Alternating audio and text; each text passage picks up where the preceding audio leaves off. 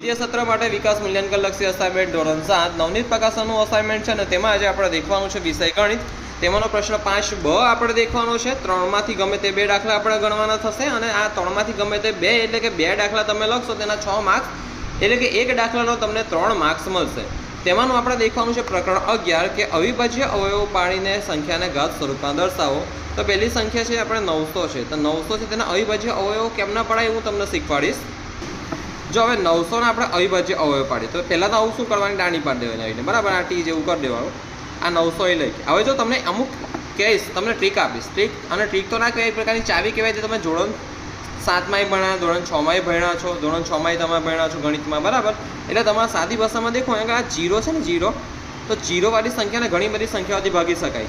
એક તો જો 2 છે, પછી 5 છે, પછી 10 છે, પણ સૌથી નાની સંખ્યા કઈ છે? 2 છે. 0 હોય ને, 0 અહીં પાછળ 0 હોય તો 2 વડે આરામથી ભાગી શકાય. તો આપણે ભાગ્ય જો તો 900 ભાગ્યા 2 તો 2 ચોકું 8. 9માંથી 1 ગયો તો 9માંથી 8 ગયો તો 1. આ 0ને ઉતાર્યું તો કે 2 પંચા 10. 10માંથી 10 ગયું તો 0 0. હવે આ 0ને બી અહીં નીચે ઉતારીશ તો અહીં આવ્યું 0, પણ હવે અહીં ભાગ ચાલે ના. 0ને ઉતાર્યું તોય ભાગ ચાલતો નથી એટલે અહીં શું આવશે? 0. પછી તમારે છે ને એક વાર ચકાસણી કરવાની. ચકાસણી એટલે કોની? તો કે ભાગાકારની ચકાસણી, કે તમારા જવાબ 450 સાચો છે કે ખોટો. તો 450 ને 2નો શું કરવાનો? ગુણાકાર. જો 900 જવાબ આવે તો આપણો જવાબ સાચો, બાકી ખોટો. ચાલો કરીએ. 450 ગુણ્યા 2. 2 ગુણ્યા 0 0. 2 પંચા 200 શૂન્ય વધી 1. 2 ચોકું 8. 8 ને 1 9 તો 900 અહીં 900 અહીં એટલે 450 જવાબ સાચો. તો આવું કરવાનું. જો અહીં 2 લખવાના, પછી આ જે 450 ખરા ને બેઠા અહીં લખવા હોય તો લખી દેવાનો, કોઈ વાંધો નહીં. પણ હું મારી રીત પેલી એકદમ એડવાન્સ રીત છે થોડી, કે જો 2 ચોકું 8, 1 વૈદો ને આ 0 તો 2 પંચા 10 અને પછી આ 0 બેઠો ઉતારી દે એટલે 450 અહીં 450 અહીં. હજુ બી અહીં 0 છે ને એટલે 2 વડે ભાગ ચાલશે એટલે 2 વડે ભાગ ચલાવવાનો. તો અહીં બગડે 2 લખી દેવાના. 0 છે એટલે 2 વડે ભાગ ચાલશે તો કે 450 ભાગ્યા 2 કેટલા? 2. 2 દુ 4. 4માંથી 4 જાય તો 0. હવે 5 5ને નીચે ઉતાર્યો ને, 5 5 ને નીચે તો 5 5 ને શું? 5 5 2ના ઘડિયામાં આવે ના આવે, પણ 2ના ઘડિયામાં નજીકની સંખ્યા કઈ છે? 5ની નજીકની સંખ્યા 4 છે અને 6 છે, પણ આપણે કઈ ઓછી સંખ્યા લેવાની? 4 લેવાની. તો કે 2 દુ 4. 5માંથી 4 જાય તો 1. હવે આ 0ને ઉતારું નીચે તો 0ને ઉતારીને સંખ્યા કઈ છે? એકડે મીંડે 10 તો કે 2 પંચા 10. 2 પંચા 10 શૂન્ય શૂન્ય. હવે અહીં આપણી પાસે 225. કઈ સંખ્યા અહીં?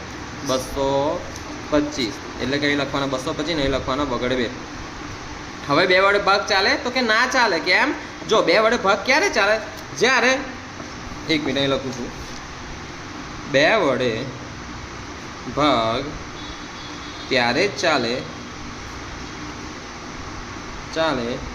જ્યારે સંખ્યાનો એકમનો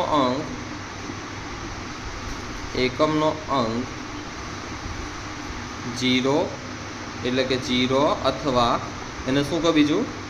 0 હોય અથવા કઈ સંખ્યા હોય? બેકી સંખ્યા હોય. કઈ સંખ્યા હોય? બેકી સંખ્યા હોય. ઓકે.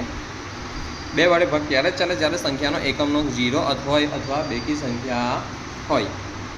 હવે દેખો બગા, અહીંયા આગળ જો આપણે છે ને 2 વડે ભાગ ચાલે તો એકમનો 0 હતો, અહીં પણ 0 હતો છે ને. એકમ જો એકમ, દશક, 100 ખબર છે ને, નાનું ભણી ગયા તમે કે એકમ, દશક, 100, 1000, 10,000 આવે આગળ, બરાબર. એકમ, દશક, 100 છે અહીં આગળ. તો એકમનો અંક કયો છે? 0 છે. પછી જો બેકી સંખ્યા તો કે બેકી સંખ્યા કોને કહેવાય? 2 છે, 4 છે, 6 છે, 8 છે અને બેકી સંખ્યા કહેવાય, બરાબર છે. તો આ દેખો જેમ કે 12 છે, 12 આ 12 તો એકમનો અંક કયો છે? બગડે 2 તો આને બેકી સંખ્યા કહેવાય. 14 તો આને કહેવાય બેકી સંખ્યા છે ને, અનંત લગીને ચાલ્યા કરશે. પછી આ 16 તેને કહેવાય બેકી સંખ્યા. 20 પણ બેકી સંખ્યા, બરાબર. એવી રીતે કમ્પ્લીટ કરજો. હવે ધ્યાન આપો અહીંયા આગળ કે જો આ 225 છે તો 2 વડે ભાગ તો ચાલે જ નહીં. કેમ? તો કે અહીં એકમનો અંક કયો છે? 5. તે એકી સંખ્યા છે, હે ને? એકી સંખ્યા તો ખબર ને, 1 3 5 7, બરાબર. એકી સંખ્યા 1 3 5 7 9 આ એકી સંખ્યા છે, બરાબર. પછી હવે ધ્યાન આપો અહીંયા આગળ 5 5 ને 2 7 7 ને 2 9 તો 9 છે અહીંયા આગળ. તો 5 + 2 7 7 વત્તા 2 9 આ જો આ 2 ની ચાવી છે કોની ચાવી છે આ 2 ની ચાવી આપણે 3 ની ચાવી ભણીએ તો 3 ની ચાવી શું છે કે આપેલી સંખ્યાના બધા અંકોના સરવાળાનો જવાબ 3 ના ઘડિયામાં આવતો હોય 3 ના ઘડિયામાં આવે અથવા 3 વડે ભાગી શકાય 3 વડે નિશેષ ભાગી શકાય એટલે છેલ્લે શેષ કેટલું જ આવે 0 કેટલું આવે શેષ 0 એટલે કે શેષ કેટલું હોય 0 હોય ભગાય તો તે આખી સંખ્યા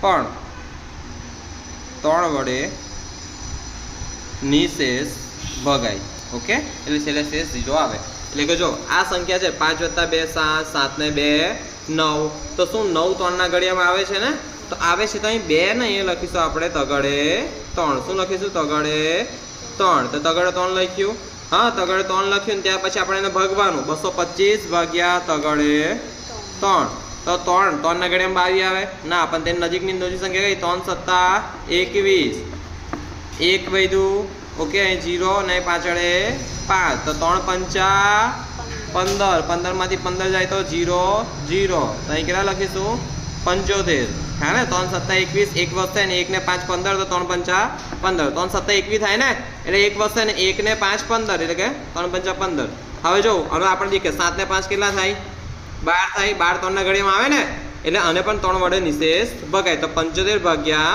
3 આપણે કરીએ આ રફ પેજમાં કરવાનું છે બકા આ બધું આ રફ પેજમાં કરવાનું છે તમારે અહીં તો મારે કેવું કે તમને ભણાવો ને એટલે બાજુમાં જ કરવું પડે કેમ કે એક હાથનો મોબાઈલને વધારે પાના ના ફરી શકો તો 75 ભાગ્યા 3 તો કે 3 × 2 = 6 હે ને 7 માંથી 6 જાય તો 1 * 1 પાછળ 5 ને ઉતાર્યો તો 3 × 5 = 15 15 માંથી 15 જાય તો 0 0 તો કે અહીં 3 લખો અને અહીં શું લખો 25 લખો હવે જો આનો સરળ 5 ને 2 7 મતલબ કે 7 3 ના ઘડિયામાં આવે ના આવે તો 3 વડે ભાગ ચાલે નહીં તો હવે ચાલીશું 5 વડે તો 5 વડે 5 ની ચાવી પણ દેખી લો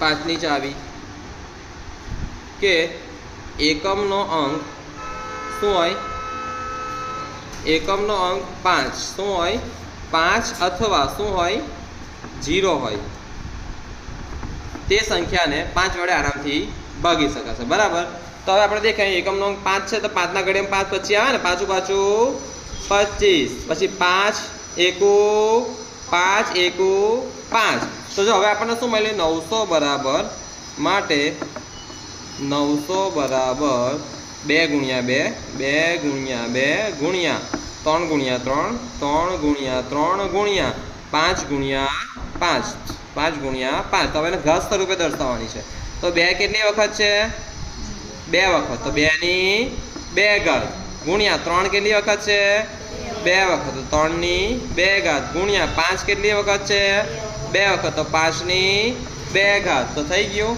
તો 900 ને ઘાત સ્વરૂપે દર્શાવી દીધું ઓકે